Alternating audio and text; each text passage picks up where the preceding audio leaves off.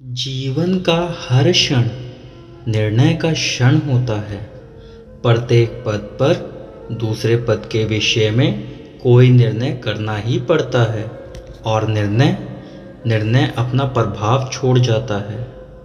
आज किए गए निर्णय भविष्य में सुख अथवा दुख निर्मित करते हैं, ना केवल अपने लिए, अपने परिवार के लिए भी, आने वाली पीढ़ियों के लिए भी। जब कोई दुविधा सामने आती है तो मन व्याकुल हो जाता है, अनिश्चय से भर जाता है। निर्णय का वो क्षण युद्ध बन जाता है और मन बन जाता है युद्ध भूमि। अधिकतर निर्णय हम दुविधा का उपाय करने के लिए नहीं, केवल मन को शांत करने के लिए लेते हैं। पर क्या कोई दौड़ते हुए भोजन कर सकता है? नहीं।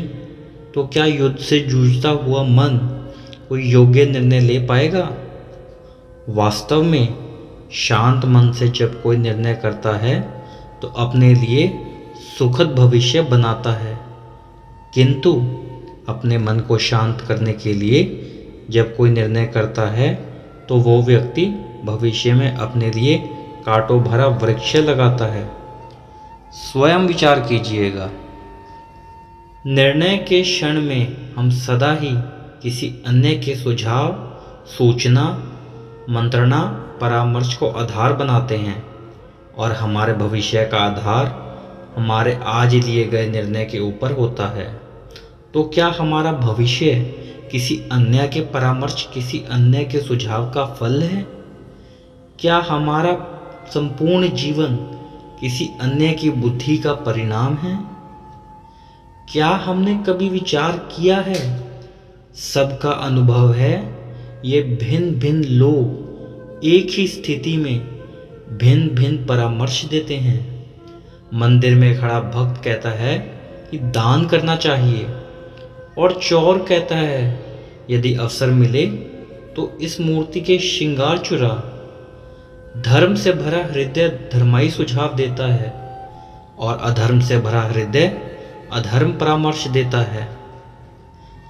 हर मैं सुझाव को स्वीकार ही मनुष्य को सुख की ओर ले जाता है, किंतु वैसे परामर्श का स्वीकार करना तभी संभव होता है जब हृदय में धर्म हो, अर्थात किसी का सुझाव अथवा परामर्श स्वीकार करने से पूर्व स्वयं अपने हृदय में धर्म को स्थापित करना क्या आवश्यक नहीं है?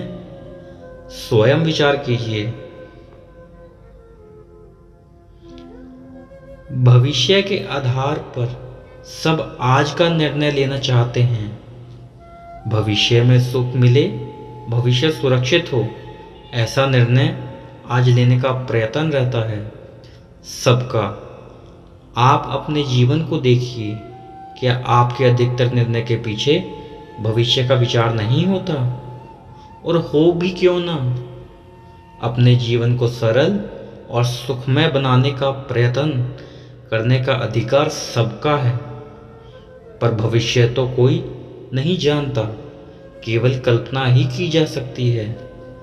तो जीवन के सारे महत्वपूर्ण निर्णय कल्पनाओं के आधार पर ही करते हैं हम।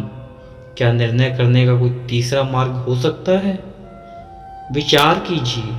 सारे सुखों का आधार धर्म में है और वो धर्म मनुष्य के हृदय में बसता है। तो प्रत्येक निर्णय से पूर्व स्वयं अपने हृदय से प्रश्न अवश्य पूछ लेना कि यह निर्णय स्वार्थ से जन्मा है या धर्म से? क्या इतना पर्याप्त नहीं? भविष्य के बदले धर्म का विचार करने से क्या भविष्य अधिक सुखपूर्ण नहीं होगा? स्वयं विचार कीजिए।